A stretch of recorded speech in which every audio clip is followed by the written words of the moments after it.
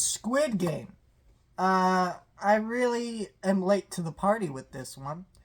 But I wanted to review this show before season 2 came out. Let me explain why I'm so late to reviewing this show. I don't really watch a lot of Netflix stuff, and the reason why is because majority of stuff on Netflix is not advertised, like, at all. And Netflix maybe has the most pump and dump strategy of all the services. Like, there's so much content coming out on Netflix all the time that you wouldn't even know about. New, old, whatever it is. Um, Whether it's from other companies that they're dropping on Netflix or their originals themselves. So I never know what to look out for Netflix. That's why when I watch stuff on Netflix, I'm not saying I don't. It's usually stuff that I already know I'm interested in. Like, next year they're going to do a Wallace and Gromit movie.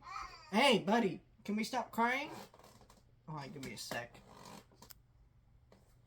Anyways, so, I never know what's going to blow up. And so there's a couple shows like Arcane, this show, and Wednesday that I really didn't give the time of day, and I regret not doing that. But my plan is just to review them right before season 2 comes out, which I did with Arcane already by the time this video comes out.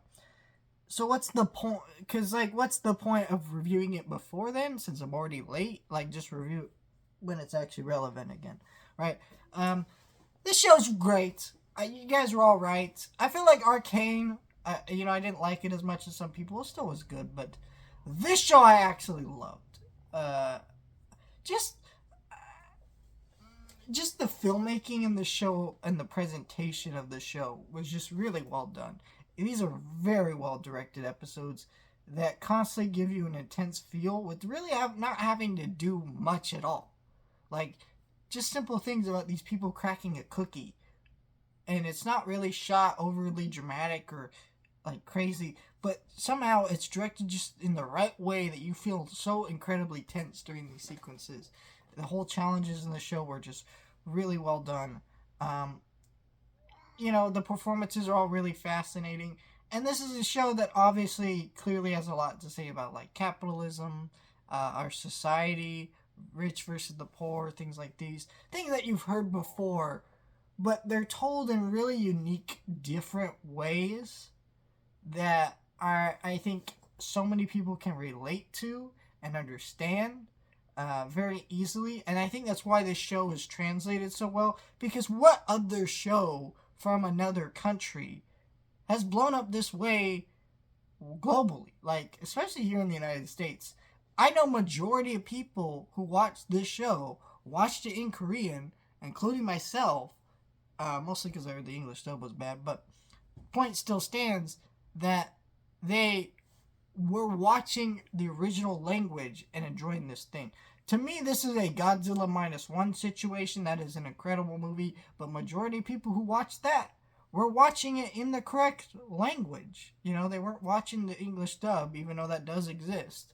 And that's pretty cool to see foreign stuff get more attention. I think it's really a sign of the age we're in, where America films and TV shows are kind of diminishing in some ways, and at least in the mainstream wise. Like, we're mostly getting terrible blockbusters that, like the Red One. I haven't seen that movie yet, but let's time recording this video anyways, and but yikes, that does not look good. But some of these movies that you're just looking at going like, really? Some of the art house indie films, they're always going to be interesting, they're always going to be there, but they're not what's drawing the eyeballs. And so so now these foreign films are kind of coming out there. Like, you got blow ups like Parasite, Squid Game, Godzilla -1, and it's really interesting to see what's going to happen next with this. But this is a great show.